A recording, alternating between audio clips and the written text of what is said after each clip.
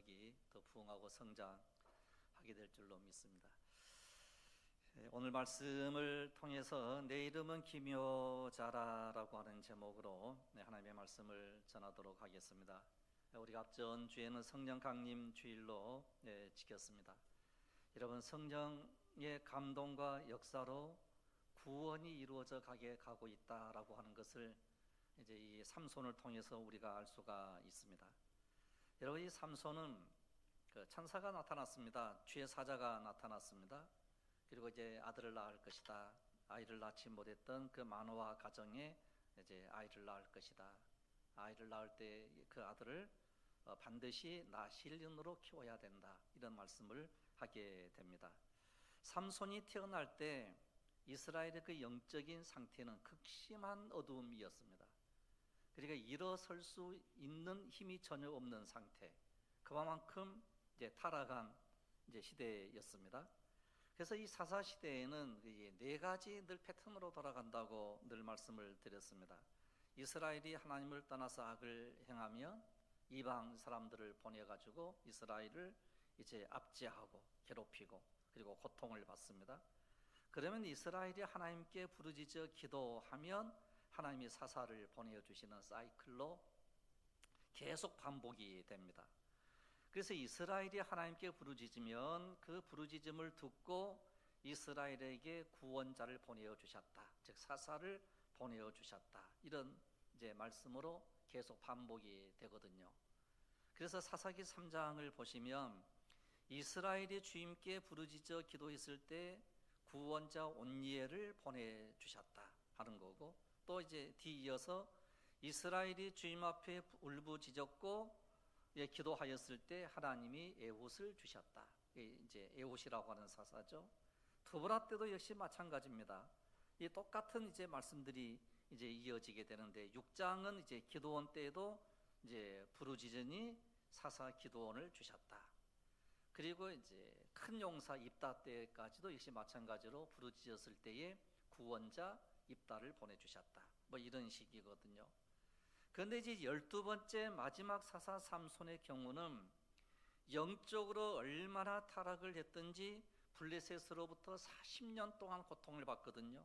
압제를 받으면서도 하나님을 찾지 않았고 부르짖어 기도했다는 말씀이 전혀 없어요. 이스라엘이 하나님을 절대로 찾거나 부르짖거나 기도하지 않는 영적인 타락을 우리가 볼 수 있습니다. 그래서 이제 이스라엘이 일어설 수 없는 상태 속에 빠졌다는 거거든요.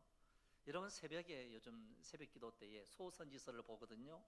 이제 소선지서의 특징을 쭉 보니까 어떠한 특징이 있는 거 아니요, 여호와 하나님께로 돌아와야 된다는 거예요. 그리고 요해를 통해서 주의 영이 임하면 승리한다, 이걸 우리에게 알려주고 있습니다. 그래서 신앙생활을 할 때 영적으로 타락하면 아무리 하나님이 연단하시고 훈육하시고 징계해도 전혀 깨닫지 못한 이러한 상태를 가리켜서 영적으로 일어설 수 없는 상태, 완전한 타락, 이러한 모습이에요. 이게 바로 사사기 13장입니다. 이 말씀을 교회에 적용을 시키고 오늘 우리 자신들에게 적용을 시켜 본다라고 하면 교회나 가정 혹은 개인이든 어떤 공동체든지 기도하는 사람이 있느냐 없느냐에 따라서 모든 게 달라지게 되는 거예요. 여러분, 기도하는 은혜가 있기를 원합니다. 그리하면 살아나게 되더라는 거죠. 그런데 이런 영적인 바닥 상태였을 때에 우리 하나님께서 이스라엘을 보시고 지금 뭘 하고 계시는 거 아니요, 부르짖지 않았는데 하나님께서 너무 답답해 하시는 거예요. 그래서 우리 하나님께서 움직이기 시작을 해요. 그래서 이제 수태고지를 하면서 삼손을 내가 너에게 줄 터인데 삼손을 나실인으로 키워야 돼, 이렇게 해서 이제 알려주게 되는 그 마노아의 가정에 일어난 사건입니다. 그래서 아이를 낳을 수 없는 가정에 삼손을 태어나게 하시려고 여호와의 사자를 보냈습니다. 그런데 이제 이러한 정도 속에 이제 어떠한 일들이 벌어지게 되는 거 하니, 우리의 하나님께서 쓰러져가는 이스라엘을 어떻게 구원시켜 주시는가 하는 거예요. 여러분, 성경에 보면 택한 백성을 절대로 버리지 않는다는 말씀이 나오거든요. 하나님께서 선택한 사람은 절대 버리지 않는다는 거예요. 그럼 우리가 타락을 해도 되느냐? 그랬을 때에 그렇지 않다는 거예요. 이런 하나님의 사랑을 이해하고 하나님의 마음을 알면 우리가 하나님의 마음을 아프게 할 수가 없는 거거든요.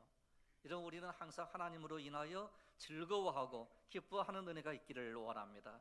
그래서 이제 하나님은 이제 측량할 수 없는 놀라운 사랑으로 벌레만도 못한 인간을 구원코자 하시는 놀라운 계획을 항상 가지고 계시더라는 거예요. 여러분, 하나님께서 저와 여러분들 사이에 이제 구원의 계획을 가지고 계신다는 사실을 믿으시기를 바랍니다. 그래서 우리 하나님께서는 택한 사람을 버리지 않는데 이사야 42장 3절을 보시면 이런 말씀이 나옵니다. 상한 갈대를 꺾지 아니하며 꺼져가는 등불을 끄지 아니하고 진실로 정의를 시행할 것이며, 그러니까 꺼져가는 이제 이 등불, 상한 갈대 꺾어져 있는데 완전히 꺾어버리지 아니하고 다시 세워주시더라는 거예요. 그럼 우리의 마음은 어떠해야 되는 거 아니? 측량할 수 없는 하나님의 사랑에 감격하며 하나님께 가까이 나가는 은혜가 있기를 원합니다. 그래야 우리가 사람의 도리를 할 수 있는 거거든요. 그래서 부모의 마음을 알게 되면 이 자녀들은요, 부모에 대해서 항상 감사할 수밖에 없는 거거든요.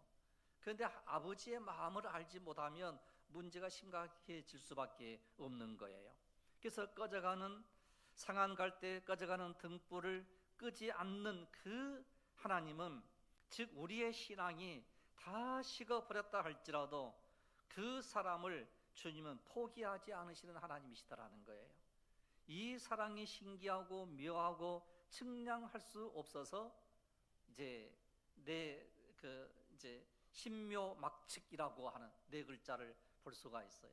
우리가 도무지 이해할 수 없는 하나님의 넓고 무한한 사랑이 우리에게 있더라, 우리에게 베풀어 주시더라 라고 하는 거거든요.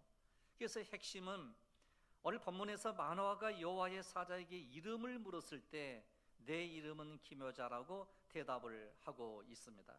그리고 마지막에 아이를 낳아 이름을 삼손이라고 이제 이름을 짓게 되는 거고, 이 이름은 어쩌면 우리 시대를 향한 하나님의 그 놀라운 뜻이 있더라는 거예요. 마노아는 여호와의 사자가 누구인지 몰라서 계속 묻습니다.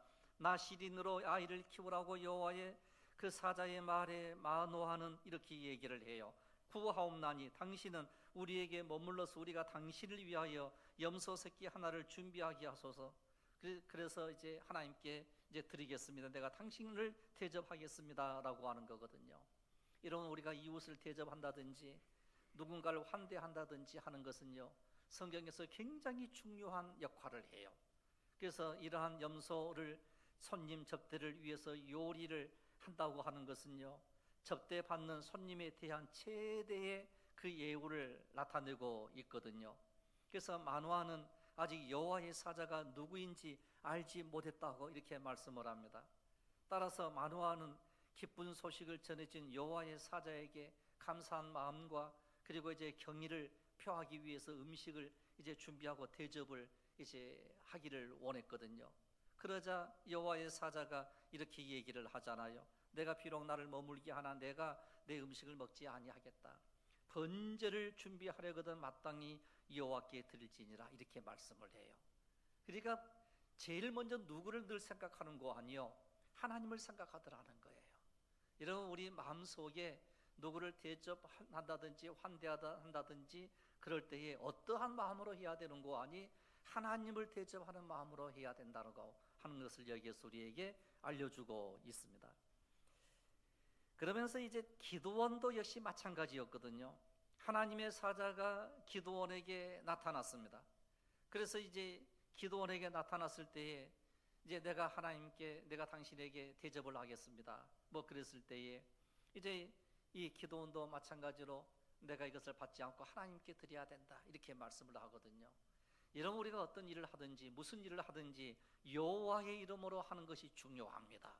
이런 우리가 늘 하나님의 이름 때문에 이웃을 돕고, 이웃 때문에 이제 하나님 때문에 이웃을 사랑하고, 하나님 때문에 우리가 어떤 일을 하게 될 때에 우리 하나님께서는 우리와 함께 해주시는 그 놀라운 은혜를 우리가 경험하게 될 줄로 믿습니다.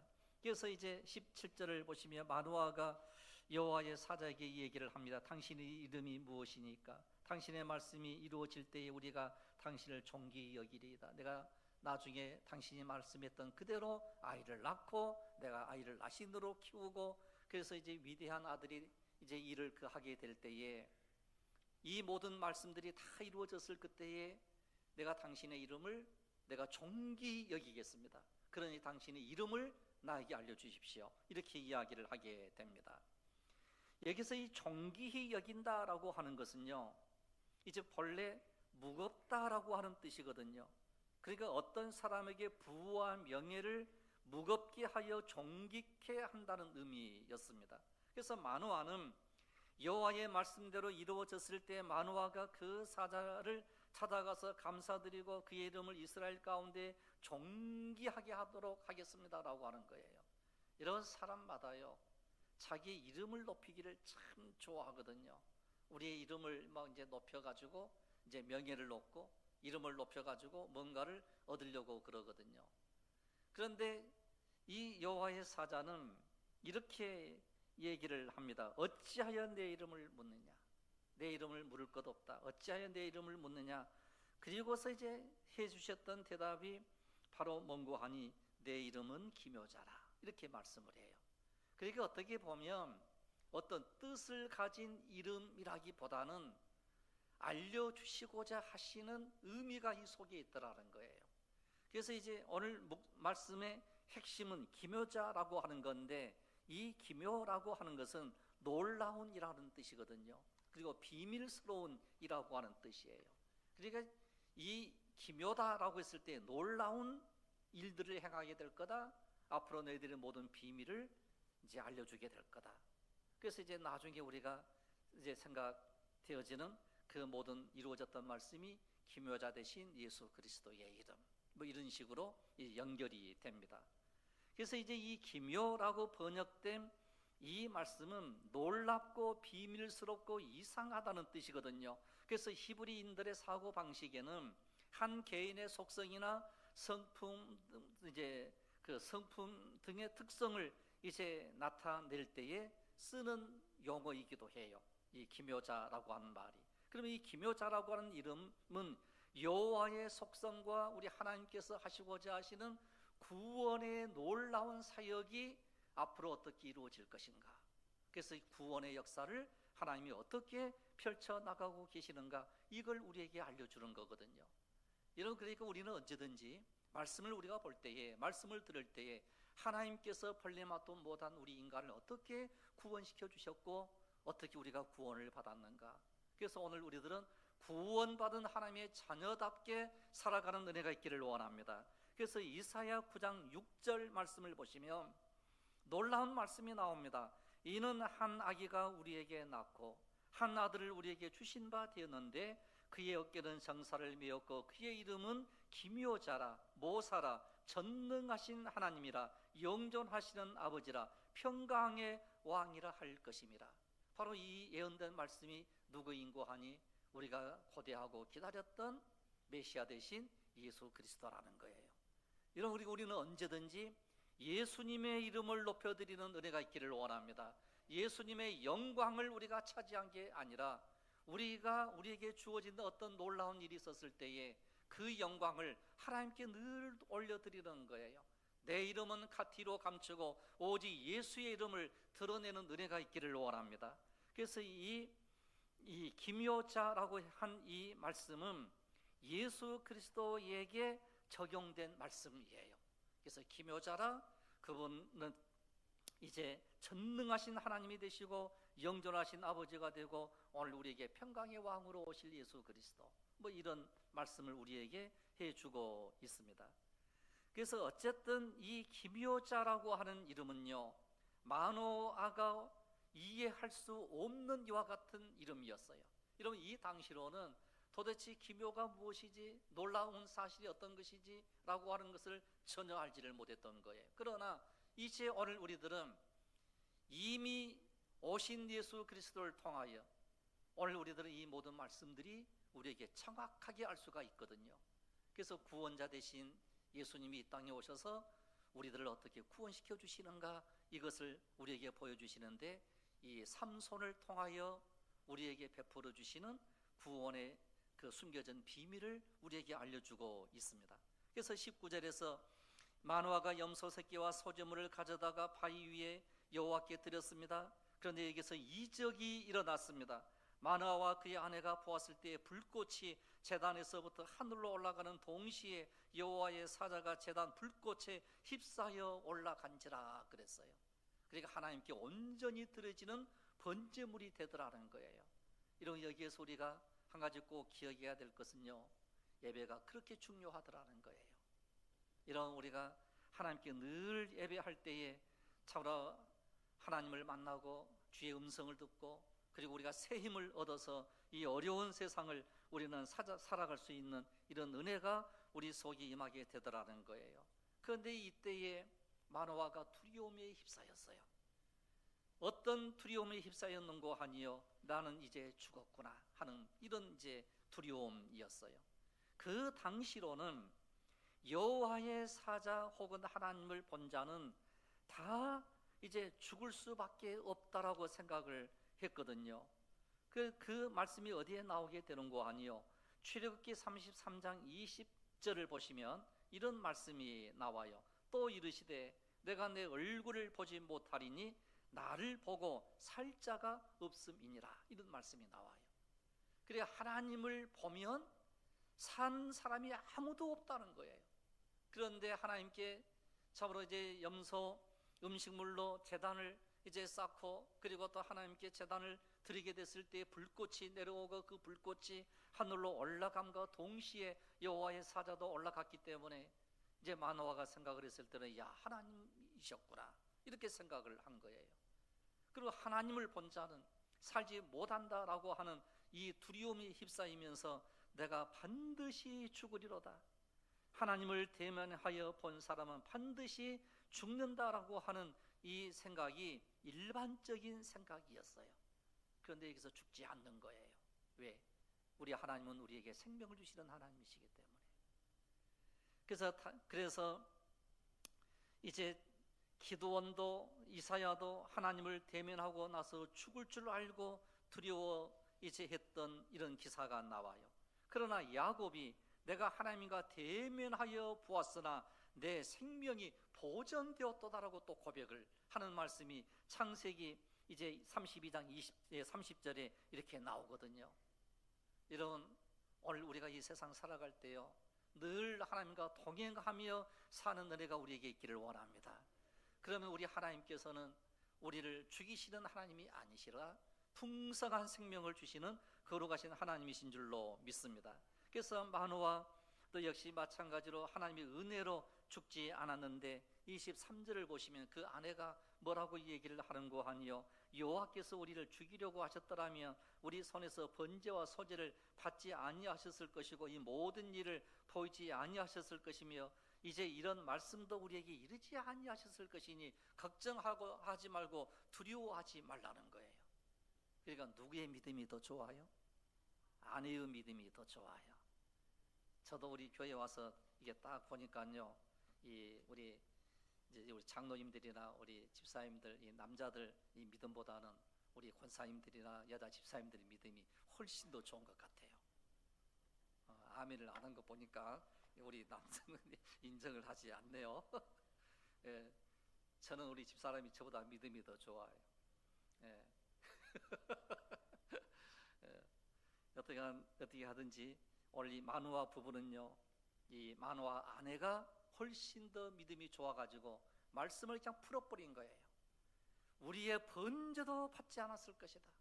죽이려고 했으면 이미 죽였지 어찌 번제도 소제도 하나님이 다 받으시고 그리고 또한 아들이 태어날 거라고 얘기를 했겠냐고, 그러면서 우리를 살려주실 거라고 걱정하지 말라고 이렇게 얘기를 하는 거예요.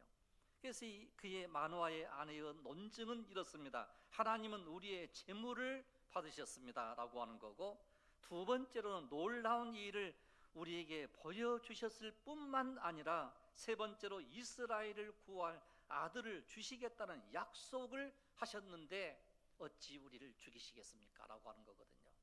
여러분, 여기서 굉장히 중요한 핵심의 말씀은요, 이스라엘을 구할 아들을 주셨다는 거예요. 이런 우리를 구원할 하나님의 아들 예수 그리스도를 우리에게 주신 줄로 믿습니다. 그러므로 우리는 두려워하거나 염려할 필요가 없이 오직 예수 그리스도를 붙잡고 나아가는 은혜가 우리 속에 있기를 원합니다.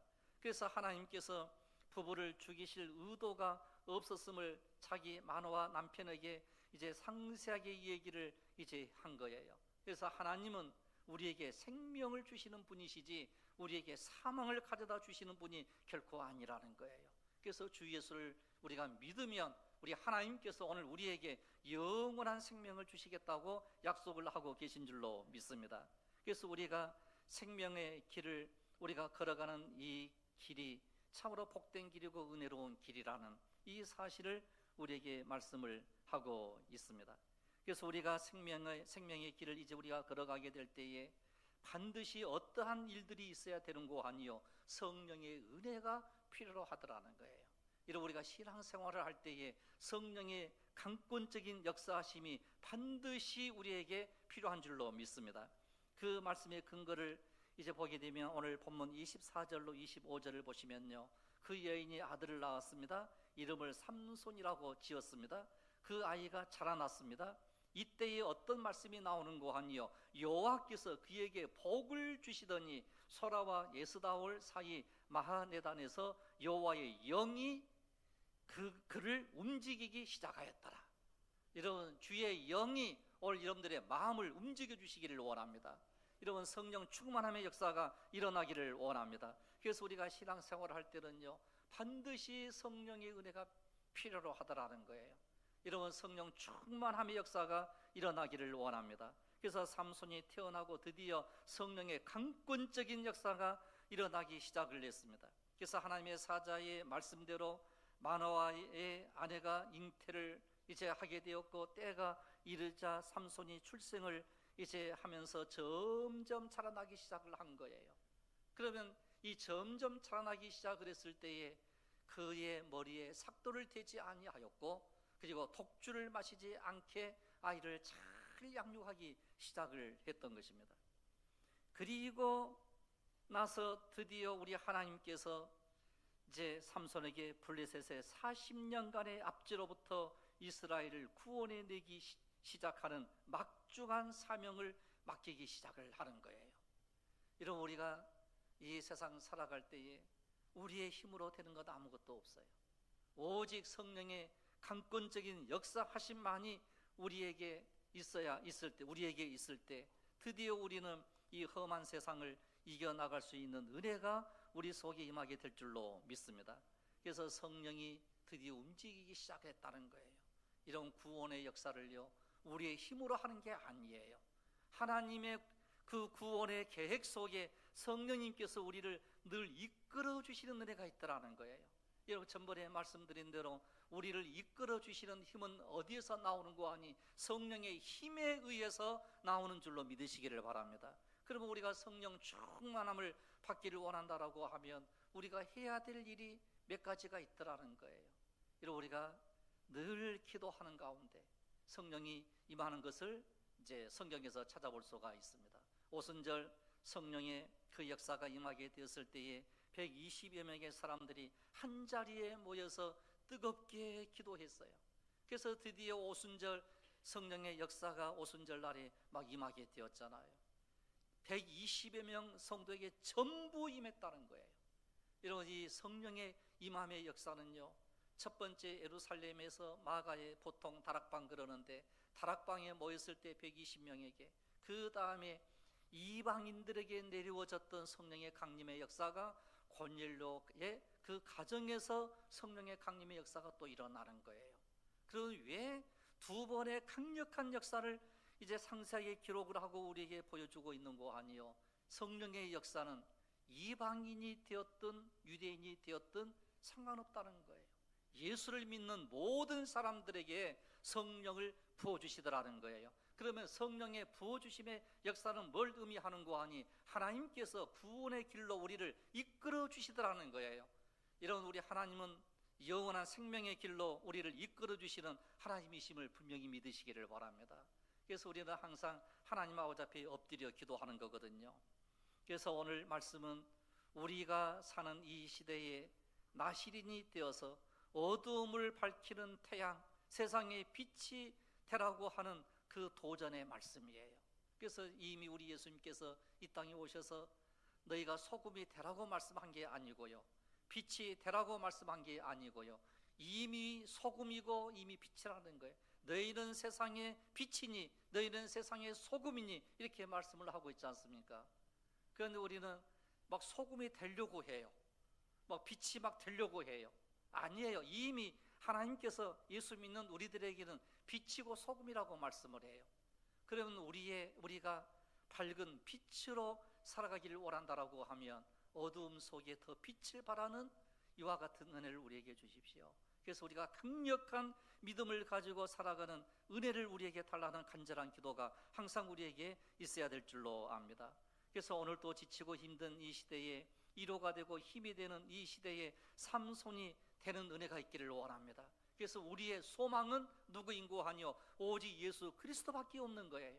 여러분, 주님만을 바라보고 주님만을 붙잡는 은혜가 있기를 원합니다. 그래서 이러한 사실들을 계속해서 우리에게 말씀해 주고 있는 이 구약 성경을 보시게 되면, 출애굽을 하게 되었을 때에 이스라엘 백성들이 원망하고 불평을 했거든요. 그때 우리 하나님께서 불뱀을 이스라엘 백성들에게 보내는 거예요. 요즘 말로 하면 독사예요. 그럼 왜 불뱀이라고 했는고 하니, 뱀에 물렸을 때에 너무 뜨거운 열이 나니까 그냥 이 불뱀이라고 한 거예요. 그냥 독사에 물린 거예요. 뱀에 그냥 물린 거예요. 그때 죽어가는 이 모든 백성들이 너무나도 가련하고 불쌍해서 하나님께 간절히 기도하고 간구했을 때 놋뱀을 이제 만들어서 언덕 위에 세우라고 말씀하잖아요. 그리고서 명령합니다. 누구든지 불뱀에 물렸거든 내가 만들어 놓은 저 놋뱀만 쳐다보라고 얘기를 해요. 그런데 어떤 사람은 쳐다보고 어떤 사람은 쳐다보질 않아요.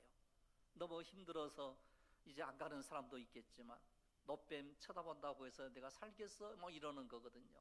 상식적으로 그럴 수가 없어. 그리고 그냥 이제 그 텐트 안에 머물러 있는 거예요. 그러나 내가 의심스러워도 그냥 하라고 했으니까 내가 쳐다볼 거야.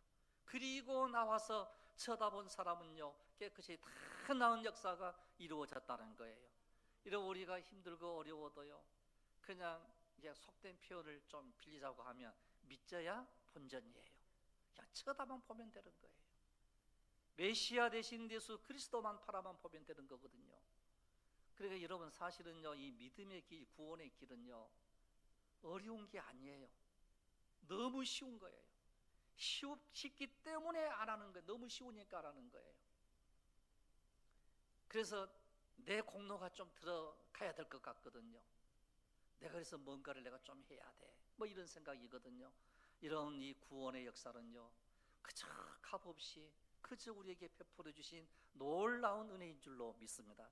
그래서 오늘 본문에 나와 있는 그 말씀의 핵심은 바로 어디에 있는고 아니요, 여호와의 영이 그를 움직이기 시작하더라 라고 하는 거예요. 그래서 이제 우리가 붙잡아야 될 이름, 그 기묘자 되신 예수 그리스도의 이름을 붙잡고 성령의 감동과 감화의 역사가 항상 우리에게 임하는 이것으로 인하여 믿음의 길을 떠나지 않게 해주십시오. 이 간절한 기도가 이 시간 여러분들의 귀한 기도의 제목이 되시기를 주님의 이름으로 축원합니다. 기도드리겠습니다. 걸어가시며 자비로우신 아버지 하나님, 참으로 놀랍고 신비로운 이름, 기묘자라고 하는 이름을 우리에게 허락해 주시고, 그 이름을 바라보며 그 이름을 믿고 의지하며 따라가게 될 때 놀라운 구원의 역사를 참으로 성령이 움직이기 시작하는 이것으로 인하여 구원의 길로 이끌어 주시는 성령의 역사를 주여 저희들이 기다립니다. 끝까지 믿음으로, 말씀으로, 예배로, 주 안에서 순종함으로 우리 하나님께 영광과 찬송을 돌리는 귀하고 복된 믿음을 저희들에게 허락하여 주시옵소서. 이미 우리에게 빛이라고 말씀하셨사온즉, 이미 우리에게 소금이라고 말씀하셨사온즉, 우리가 범죄하지 아니하고 믿음의 길을 따라가는 은혜를 허락하여 주옵시사. 오직 의롭게, 오직 바르게 신앙생활할 수 있는 귀한 은혜를 허락하여 주옵소서. 주의 은혜가 이곳을 넘치게 해주시기를 간절히 간구하옵고 우리 주 예수 그리스도 이름으로 기도드리옵나이다. 아멘.